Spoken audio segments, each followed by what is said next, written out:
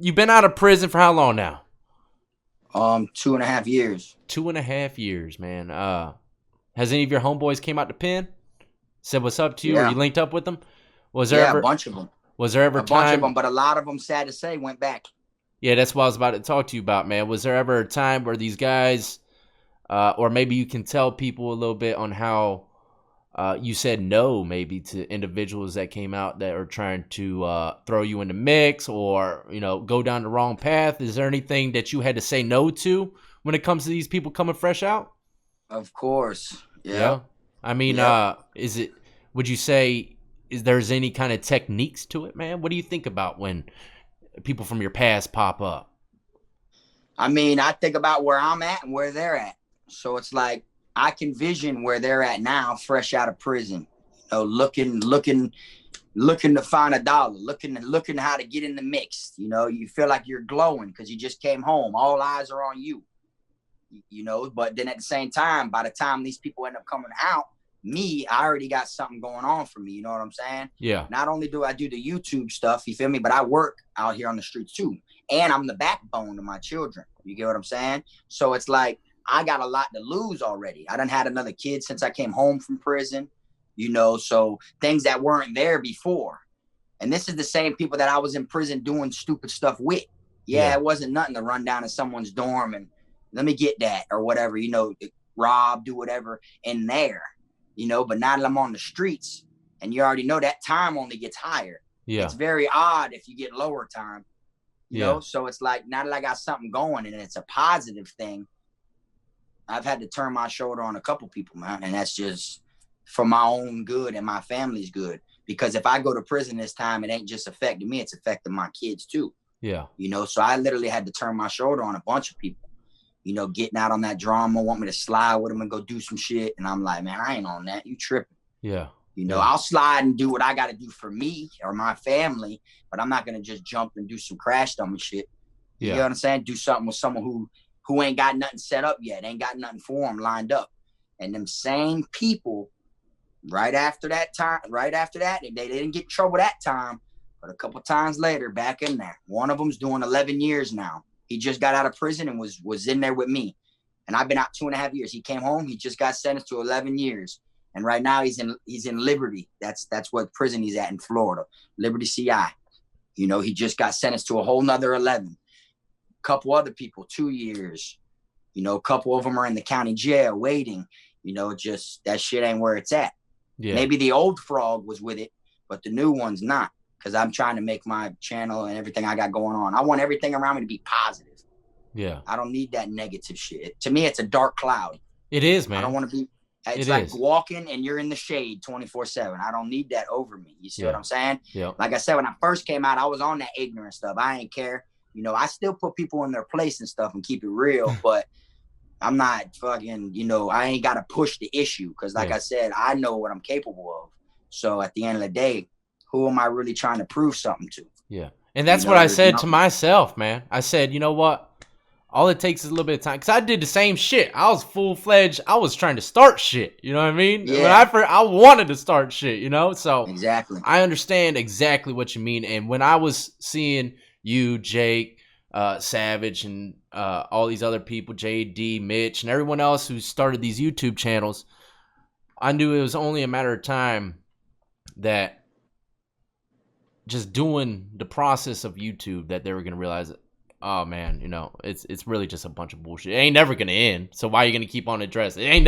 Trolls ain't never going to end. People and the way people know it's just drama is because it's like, for instance, when you're cool with someone, you talk highly of them. Like, yeah, that's my dog. Hell yeah, I fought with him. That's my dog. We go back. But then as soon as the beef starts, oh, he's soft. Oh, he ain't never this. He ain't never that. Now you're just slandering the same person you was just vouching for. You know what I'm saying? That's like me and you, Def. We're cool. Now imagine we fell out. All of a sudden, I drop a video dissing you. Oh, this, that. It's clearly that would be just for views. Yeah. It would look like I'm doing it just for views. Yeah. You see what I'm saying? When people do things like that, every single person I done caught beef with so far done talk bad about me, but after talking good about me. You see what I'm saying? Yeah. So it's like, once I realized that that's the type of message people try to put out about someone, I just wipe my hands with it all together. Yeah. And like I said, I'll see whoever I see when I see them. Yeah. And that's because the best I'm way to winning do it, man. on the inside and on I'm winning because I'm not going to lose sleep at night. You know what I'm saying? And I'm doing what's right, and I'm still growing, and I'm still putting out the positive message. And I said this before, I wouldn't care if another channel had hundreds of thousands of views and I had just a couple thousand. It wouldn't matter to me because my couple thousand is a real message and people learn from it. Yeah. You see what I'm saying? So to me, I'm doing good on my end. It ain't about who's the best or who gets there the quickest, because everyone can get there. You see, that's just basically how I look at it. And a lot of people fight on the prison genre YouTube like if there's one pot of money. That's what everyone's acting like. And that's how, and that's how it was when I first came in, but not just with prison, with everything. I was watching a few channels, and I could tell that, like, damn, dude, just leave a link to the guy's stuff or something. You just spent 2 hours with this guy. Leave a link. Something, anything, man. Like, no one wants to see no one grow. That's like, it. They feel like they got that pride to where it's like, he's going to pass me. Yeah. Or what if he's better than me? You should, people should look at it and be like, shit, I'm glad he's, that means that would motivate me. Exactly. If a channel smaller than me came up and passed me, it would motivate me. Yep. You know what I'm saying? Like, because I'm like, okay, I've been doing something right because I've been climbing, but maybe there's something else that I'm missing and I could be climbing too. But instead, it's like, when crabs are in a bucket and one tries to get, the other one pulls them. That's all they like. There isn't one finish line. Yeah. Everyone can make it up there. Yeah. It's not one pot of money everyone's sharing. Everyone can get a bag. Yep. But it's just everyone acts like it's one thing. Like I said, everyone wants to be the hardest inmate. Everyone wants to act like they did the hardest time. Everyone wants to act like there was no camp like the one they were at. They were at the hardest camps. You're going to get totally different stories and outcomes to where everyone thinks there is their favorite YouTuber. I know I get comments like this that say, oh, the realest YouTuber, the realest prison YouTuber. I know you get them too, right, Deb? Yep. You see? But really, at the end of the day, we're all putting out messages and teaching people about prison, whether it's memories to people who've been there or it's, it's a vision for people who are looking at it or someone who has a loved one in there that wants to know what they may be going through. But it ain't really about who's the realist or, it's all about sending a message to where people can learn from it. Yeah. That's the best thing. Hell yeah, That's man. how I do it. And building bridges. I love building bridges, man. I love meeting people in other states. I love that shit. Because you learn a little bit from different, like how I'm down here in Florida, you're in Virginia. But when you do this stuff with all these other people, you get to learn about Jersey. Everything, man. You get to learn about New York and Virginia. Well, you know about Virginia, but different places. And it's cool to learn different, history of different things. And if my wife ever kicks me out, I got a house to stay at. Frog, I'm coming, dog. Give me a goddamn cot. Give me a cot. Right, right. For the people who be like, if you're ever in Vegas, man, hit me up. I'm going to one of these days, buddy. Don't forget about me when my YouTube done crash and I'm still hitting you up. Yeah. And I'm in Vegas. Like, what's up, bro? Where you at? Remember you said you got me if I needed you in Vegas. Yep. But yeah, man. I believe YouTube is a great thing. It could either suffocate you. With this genre, at least, it can either suffocate you or you could have just a peaceful and enjoyable ride, man. It's all about how you make it. And I think a lot of creators can learn from this episode alone, man. Drama, you might see it when you first. Don't feed it. Don't feed that shit, man. Keep doing you. Keep staying in your own lane, making positive content. You got to starve it. That's your best bet. That's it, man. And and it ain't all about being the number one coolest inmate when you come home from prison. It ain't, man. There ain't nothing cool about being a damn inmate. I feel better after and how I am now than how I was when I first came home from prison. Because I slowed down. Well, and let me ask you this, man. Does it feel like you even went to prison? Me, I've been out going 5 years. Well, 5 years next month. And, seriously, prison feels like a damn bad nightmare. It almost feels like I wasn't even there. To an extent, does it feel like that to you? Yeah, does it feel like that to you? Yeah, like you still remember bits and pieces of it. You know what I'm saying? And You still remember a lot of bad times, some good times. A lot of it's a blur though. Yeah, it because is. you're out here in reality now. Yeah. But there will be something that triggers. A blur and open it back up. Honey buns. Damn, I Yeah, remember like, now. yeah. I remember now. Yeah, like it could be anything. It Yeah. could be anything. Like you could be standing in line at the corner store and there'd be a dude and another dude sitting there in line, and one's got like a damn Danish cake in his hand. They get in an argument and start getting in a fight. That'll bring back this one time in the canteen line. I remember my homeboy had a honey bun and they were fighting, you know, like it just certain things trigger it. Yeah. You know, the whole goal is to not, you know, to tell people about the chain gang and how it is, but not to live focused on the chain gang. You get what I'm saying? Not to live like with your mind still in the prison. Yeah. Because, you know, a lot of people in prison, the way you cope with prison is to don't worry about what's going on the outside. Worry about what you got going on in the inside. You know, a lot of people be worried about females or whatever it is they got going on the streets. I know it's hard not to not think about them, but the safest strategy is to worry about what you got going on the inside. But when you're on the streets, why worry about what's going on the inside as much? Yeah. You know, you're not in there no more. Yeah. I mean, it's reversed, completely reversed. Yeah, that's what I'm saying. But a lot of people where they mess up is they'll be out 2-3 years and they're still chain gang mentality, still acting like they're in the chain gang and want to push that issue and that, you know, that put that character out there like that's all it is. Yeah. You know, but where was your life before the chain gang? Yeah. You can't just go to the chain gang a couple years and then come home. Now your whole life's the chain gang. What happened to the other 20 something years you did on the streets? Yeah. You know, and that's where people, it's better to, you know, get through it and then, you know, do the best you can to block it out. Yeah. You know, unless you got a prison channel, of course, but you know what I'm saying? Yeah. And look, you know, look, when you were in prison, man, and ladies and gentlemen, I'm gonna leave the links for his other parts in here that we've discussed because I think we've had 2 or 3 different episodes of you on here, and I'm gonna leave them in there as well as his channel and all that good stuff. But one thing I didn't ask you in our first interviews, you know, when you go into Florida lockup, okay? Yeah. I mean, I've heard plenty of stories, and it sounds to me like, you know, a lot of white guys could have a rough time. They could, you know what I mean? Yeah. Now, when you went to, I always talk to you about prison. How was your jail experience, man? Going into jail the first time, you didn't have no kind of, well, you probably went to a city that you were in, you might knew some people, but you didn't have nothing, you know, to lean on. You didn't have no name for real in the system. Yeah. How was it for you, man, going in there? Actually, the moment when I first got arrested for the first time, I only had to do like 5 days in jail or whatever. It was something petty. Got in an argument with the police. You know what I'm saying? And literally, as soon as I walked in, everyone was on lockdown, but one person was sitting at a bench, like inside of the quad. This was in the county jail, okay, Broward County Jail. And I had my bedroll. You feel me? My roll of toilet paper in my hand. And then they said, stand right here. And they were opening the door. And that one person was sitting at the damn bench and he kept looking at me. And I remember my dad used to tell me, son, you know, you keep getting in trouble. Like when I was younger, he used to tell me, you keep getting in trouble at a young age. All right, now it ain't going to be like that when your ass laying in jail. When you go to jail, you're going to see all that playful shit out the window, blah, blah, blah, you know, like that.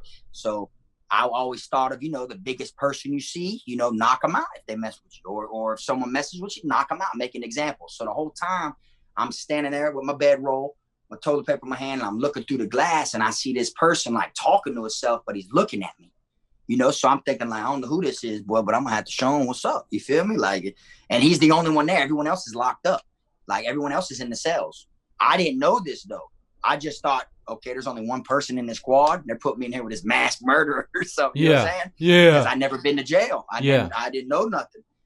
Man, they opened the door. They opened the door to let me in there. As soon as they shut the door, all of a sudden I hear, Kfrog, what's up? So I'm like, he's like, what's up, bro? What they do, bitch? And he's like, you remember me? And I'm looking at him like, do I know this motherfucker? You know what I'm saying? And he walks up to me, like, oh, man, what's up, bitch? This D-Lo, bitch, from fucking Lauderdale. And I'm like, oh, what's up? And I knew him.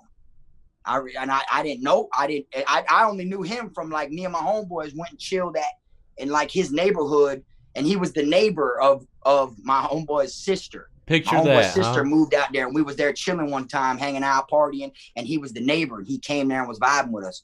But he was looking at and he didn't know. I told him, boy, I ain't even gonna lie, I was about to swing on him. I didn't know who you were. Hey, look, you know, And he was more nervous than me. You heard me? He ended up being like, he curled. He talking about, bro, I'm nervous, bro. I can't even eat my tray, bro. You want my tray, bro? I was chubby then. I'm like, yeah, I call that. Oh, he was fresh in too? Yeah, well, what it was, he'd been to jail a couple times, but down here in Broward, when you go to jail, you go to the main jail. And then in a couple days, if you can't bond out, right after that, when you go to magistrate court the very next day, which is the TV screen, you'll be on the TV screen, the judge. Yeah. And then after that, they're going to give you a bond. That's just to set your bond hearing. They're going to tell you no bond, or if you have a bond.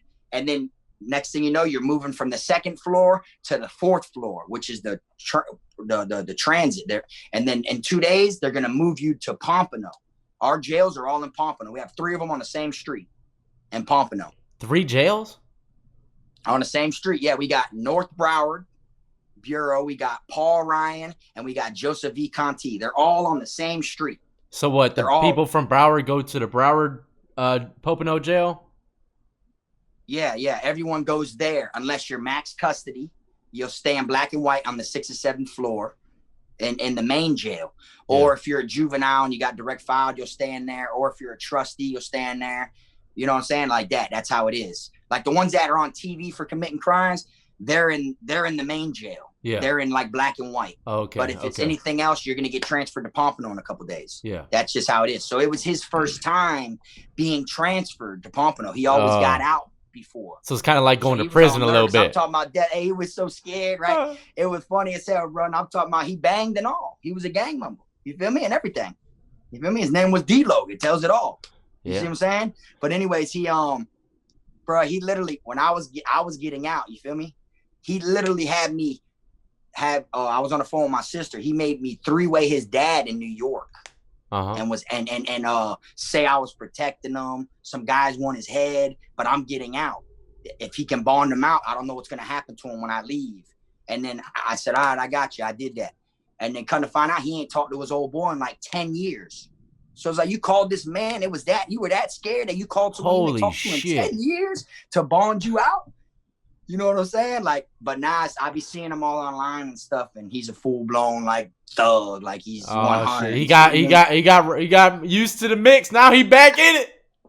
Yeah, you know what I'm saying? Got pit bulls and shit. That's all he don't even know. Yeah, people don't even know. I was like, I remember when I was with him that first time, boy, he was scared. And then when I finally went there the next time, I got transferred to Pompano. Yeah. When I went there, I seen how it was there. The main jail is the hardest jail we have. Yeah. In Broward. Everything else is like a damn soap opera. Well, like when you go there. What would you say that county, I'm not talking about, let's say, amenity wise. I'm talking about like violence or fear for your life or robbing, extortion, anything like that. Which one was worse for you? Even though it might not have been bad or anything to an extent. Which jail? No, like which one was bad? Like worse for you, county jail or prison? Which one do you think you had a little bit more of a hard time? I mean, I've gotten fights in both of them, but I mean, prison's worse regardless. Prison is worse, but I didn't have that bad of an experience myself. Yeah, you see what I'm saying? Yeah, that's what I was saying. I'm just. Like if you were to weigh it out, if I were to weigh it out, it's like, okay, I had kind of bad experiences in the county jail before and in prison, but I hung out in prison. That outweighed the badness in prison. You get what I'm saying? So I gotta say they're basically even, speaking on my part, but like seeing it for others, prison, of course. Like, I've seen so many white people get extorted in Florida prison, beat up, robbed, like choked out for their canteen right behind the officer's back. Like the officer will be sitting there watching the canteen windows like this, and everyone's in line right there. Dude will grab his bat and dude behind him, put him in the yoke, choke him out right behind the officer while someone's talking to the cop, distracting him. Oh, shit. Leave him on the ground, take his bag, leave. I ain't even seen that yet. You know what I'm saying? Well, see, like, and then at South Florida, like our reception centers, they do things like that. Because at our reception centers, South Florida, when you first get there, they allow you to hit the canteen window. But when you hit the canteen window every day, they do it in alphabetical order. Like Mondays is A dorm, Tuesdays is B dorm. They do it like that. But it's mandatory rec. So after you hit the canteen window, straight to the rec yard. Yeah. So the whole compound's on the rec yard, and you see people walking with their canteen bags. And then you see people plotting to rob people for their canteen. So it's not like you could just get it and go back to your room real quick and put it in the locker like a lot of people would try to do. Yeah. Instead, it's like if you want canteen and you want to eat, you got to walk around on the rec yard with your whole bag until rec is over with. And that lets the whole compound see you. Everyone's seeing who's got what. So they set you up kind of, you know, at South Florida Reception Center. And that's the first place you go when you go to prison if you go from down south. So it's, you know how it is. You made a little guy with like 2 big ass bags walking around. Like, Yeah. oh man, what did I do? You know what I'm saying? Then they'll do little things like bump into you or just to see how you act. Yeah. Or, you know, throw little shots at you, you know, like, oh, I see you now. Tap your bag just to see how you act. Hey, they tap my bag. I'm whipping that shit around. I'm like, yeah. Get off me, dog. Get off me. You know what I'm saying? But it is, you know how it is. Like, yeah, I'm pretty sure in Virginia too. Oh, yeah. Everyone's different. Yeah. Like some white people that you would think won't make it through prison will make it through. And some people who you think didn't have a hard time at all probably got pressed and took up through there a couple times. Yeah, for sure, man. That's just how it is. Yep. And you know, I mean, and then down here in Florida, the whites are outnumbered. Yeah. You know, regardless, no matter what camp you go to, I can't speak for any other state, but I know in Florida, even our county jail, even when you go to the county jail, there might be 2 or 3 white boys in the whole dorm. Dang. That's how it's always been. Yeah. You see? So it's like, but definitely prison's more like, I'd say, than the county. The county is nothing. You can do that on a handstand. You could be on your head in the corner of the room. On the toilet. Headstand on the toilet. Hey, you know what I'm saying? Well, let me ask you this. One last question before we go, Meg. Have you ever lost a fight in jail or prison? Yeah, of course.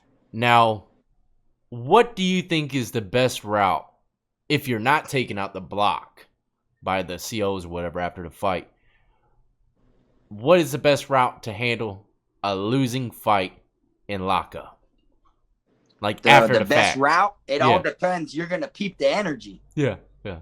Like every fight that I lost, whether it was in prison or jail, there was never no tension after that. It was more like they respected my mind. There you go. Yeah, yeah. You get what I'm saying? They respected me. They were like, okay, we know he gonna go. We know he, you know what I'm saying? We respect that. He fought about his and shit like that. But I've never been in a situation where tension was high after losing a fight. Yeah. You know, to where you might have to, you know, get you a knife.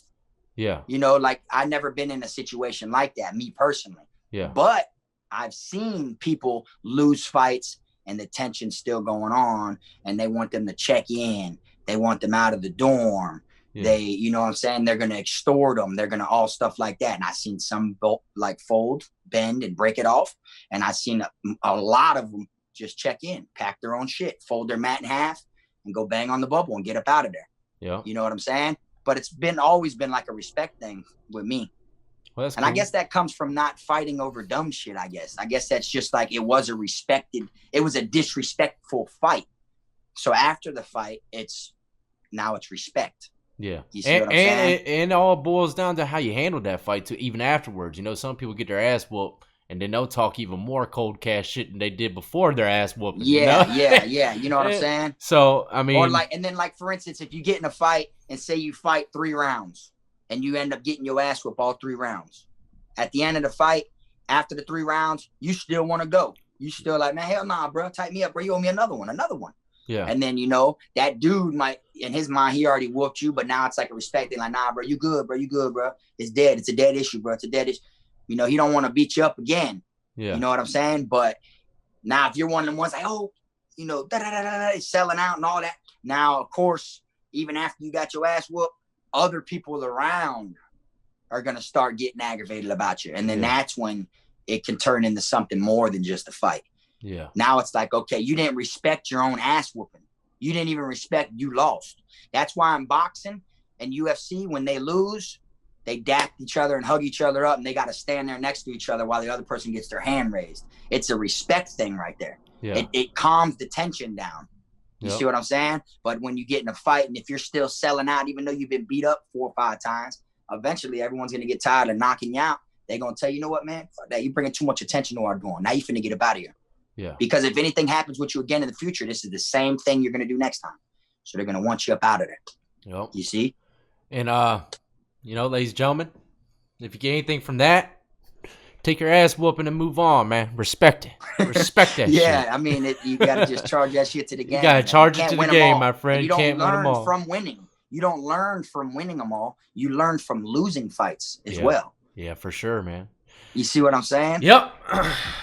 That was a good interview, Fro. I enjoyed this one, man. We didn't talk too much about lockup. We kind of bounced around here and there.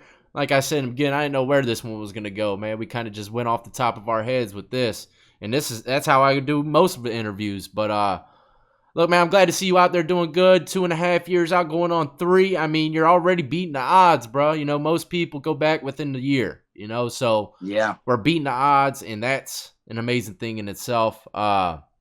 You got anything you want to say to the people before we leave, man? Tell them where they can find you, anything like that? Yeah, Kfrog TV speaks for itself. Kfrog TV, and my gaming channel is Kfrog Gaming. I'll be on there all the time or whatever. And then that, for the most part, you know, prison genre and the gaming genre. Those are the only 2 channels I really got. Yeah, man, I appreciate you coming back on the show, giving us a little update, man. You know, already know, man. Yeah, ladies and gentlemen, I'm glad I'm almost at 3 years too, because down here in the state of Florida, we have the PRR Act. I don't know if you ever heard of that. What's that? Prisoner Release Reoffender. That means when you're EOSing from Florida prison, when you're ending your sentence and you got to sign, that means that you were agreeing to any charge you catch when you get out within 3 years, any violent charge. You go right back to prison. Minimum. No, the max is your minimum. Don't they take you straight back to prison too? No jail or nothing? Nah. You'll go to the county jail, but you will be in rock court. And then that means you'll be in rock court, and it's where, like, for instance, if you catch a burglary carries 15 years if you go to trial and lose. Now you caught a burglary, you're under PRR because you caught a charge within 3 years. And now that burglary, since it carries 15 years, the only offer they have for you is 15 years, and it's minimum mandatory. No game time. So your max is your minimum. That's what makes it dangerous when a lot of people come out here and they catch new things. That's how they get railroaded down here in the state of Florida, because everyone falls under PRR when you first come out of prison. Doesn't matter if it's your first time out, 4th time out, 5th time, you're always under PRR for the first 3 years.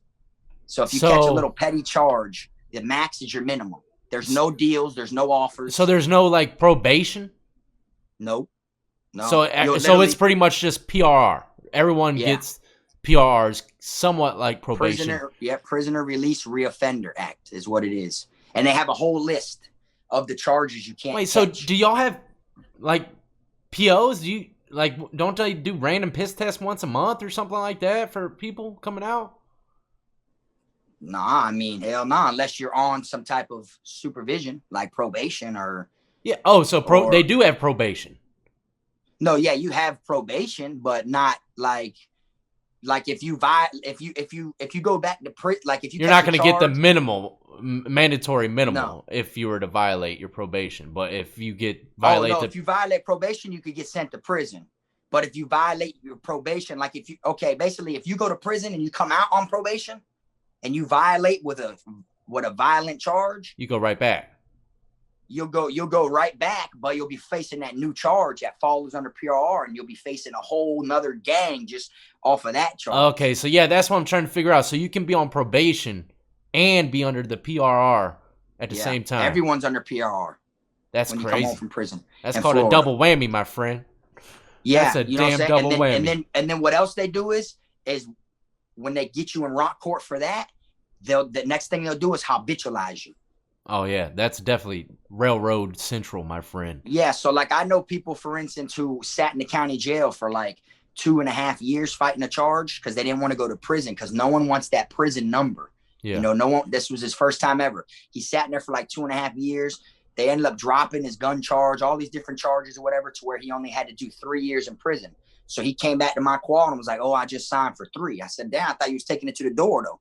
He was like, nah, I just signed for 3 because now I'm going to go to the reception center and get my hair cut. I go home in like 20 days. I'm like, oh, all right. So he got out 30 days later, caught a armed, like when, what's it called? When like someone in their car pulls up. Oh, carjacking. Like, carjacking. Yeah. Yeah, caught an armed carjacking.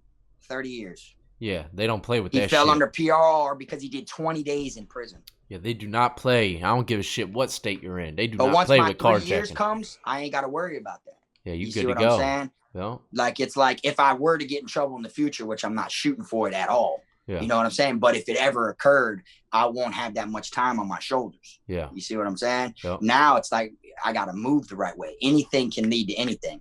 And then they take certain charges off the list.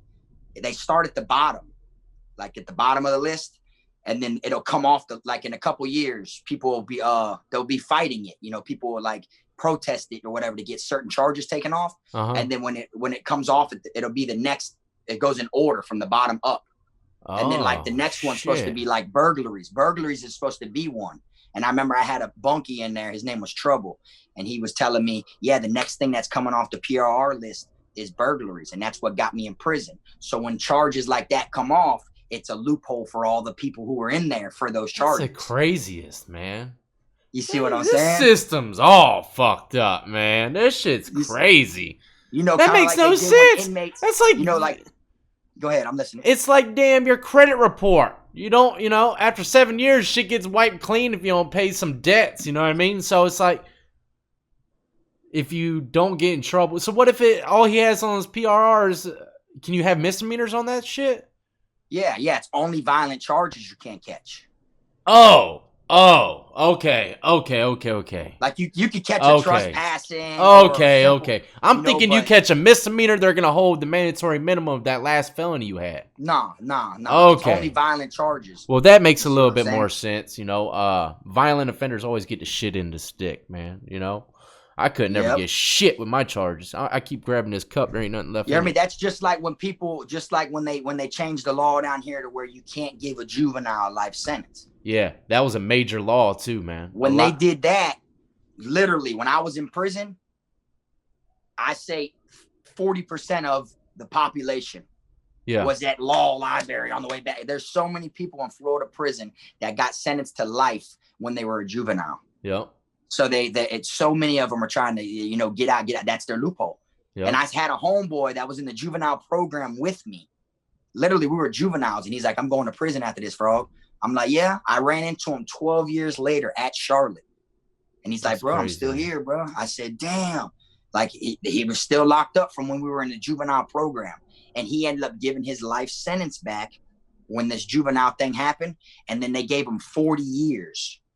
They ended up giving him 40 years instead of the life sentence. But he fell under the old sentencing to where you get 20 days off a month. A month, yeah. And he ain't had no DRs. He's been DR free, which is a disciplinary report for them 12 years. So he goes home in 6 more years. So he ended up doing 18 off of 40. Yeah, that ain't bad. He was already in there 12. I mean, that still gave him a date.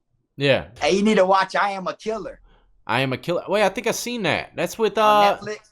Yeah, wait, How to Make a Killer or something like that? Was that what it was? No, I Am a Killer. No, it's like a series, and it shows all different prisoners. Like, it's a story based on each episode. Oh, no, I ain't seen that. I seen one How to Make a Killer or something like that, I think. One dude's at Charlotte. He Yeah? killed his own cellmate to get put on death row. He tied him up with a pair of socks and strangled him. Yeah, it's crazy. At Charlotte. Look, a lot of people hear about these gruesome killings, man. I'm telling you, man, a lot of this gruesome stuff happens usually after they get strangled. You know what I mean? That's usually like the main damn thing. They'll strangle your ass and then poke you up 100 times, you know? Yeah, he said that the dude with his bunkie had some, you know, messed up charges. Yeah. So he woke him up, and he woke up and he was like, let me tie you up or I'm going to kill you. Yeah, let me ask you that. Let me ask you a question. One more. What the hell would you do? Because this happened to me, man, and I thought I killed the guy on accident. What would you do if you found out you got someone with some filthy charges sleeping above you? Would you beat He's his got to get ass? out of the Would you get room. the hell out the room? How would you He's handle got to that? get out of the room. Oh, yeah, well, that's a given. I mean, would you do it by force, or would you just say, hey, get the hell out, man? I mean, now see me, like I said, like how, okay, I play chess, not checkers. Yeah. So at the same time, it all depends. You might extort his ass, huh?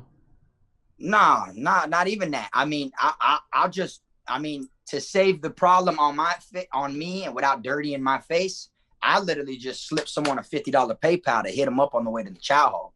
Yeah. You see what I'm saying? Or something like that. I'll just tell someone, boom, like, I got 50 on bro right here. I just found out his charges is fucked up, but that's my bunkie though, so I can't really do nothing to him. Yeah. And then he would, like, on his way to the chow hall, he'll be walking and get ripped open or something. And then next thing you know, that's it. He got rushed to medical. He's gone. They'll come pack his shit. You can act like I didn't know nothing. That's how things happen in Florida, you know. Or you can, you know, if you got respect for him, like you're hurt by it, you know, like not hurt, but you're like, damn, bro, I ain't even noticed. You know, y'all done got a bond, and now you find this shit out. You got to tell him, man, you got to tighten me up, bro. And you got to get up out of this room. But before you do, you got to tighten me up because I ain't noticed about you. This whole time, you played me like I was a fool, bro. Yeah. You know, because if anyone else finds out on the compound, you know, it reflects on you. It looks like you condone it. Yeah, and you were, you know, chilling with him and shit. So it definitely could. Yeah, ain't no telling how many times you done cooked and you gave him some food. How many times, you know, you probably was on the phone and probably sent a message to his peoples for him and gave him an envelope to send letters home, or, you know, never know what it could be. He used your roll of toilet paper. Y'all shared a roll of toilet paper. You know, like different things to where it's like you feel disrespected that you didn't know about it. Yeah. You know, sometimes because in Florida, they don't check your paperwork.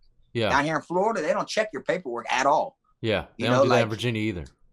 You know, and it's crazy because you can have it. Like, you know, I guess in some different states or whatever, you're not allowed to have your paperwork. You got to like hide it. Yeah. But in Florida, you have all your court paperwork and every single thing with you. You can have it, like, and carry it, walk around the compound with it. Like, you ain't got to hide it, but no one checks the paperwork. Yeah. So it always, you know, a lot of times there'll be people that were like undercover, had bad charges or told, you know, things like that. You'll see a lot of gang on gang things that'll end up happening because they find out one of their brothers, who was their brother, who's been affiliated for 15 years. They find out they found paperwork on him 3 years ago. Yep. He caught this one charge, you know, and then now they're eating them because they don't do no paperwork check. Yep. Exactly how it goes, man, especially in Virginia as well. Shit, when it came to paperwork, the only thing people were worried about is someone jumping on their case. You know what I mean? In jail, yeah, that was the only thing that we were worried about when it came to paperwork. Anything else? That's how it is in our county jail. Our county jail, there's a lot of people that'll jump on your case. Yeah, for sure, man. Well, damn, Frog, I appreciate you coming back on the show. This was a good one, man.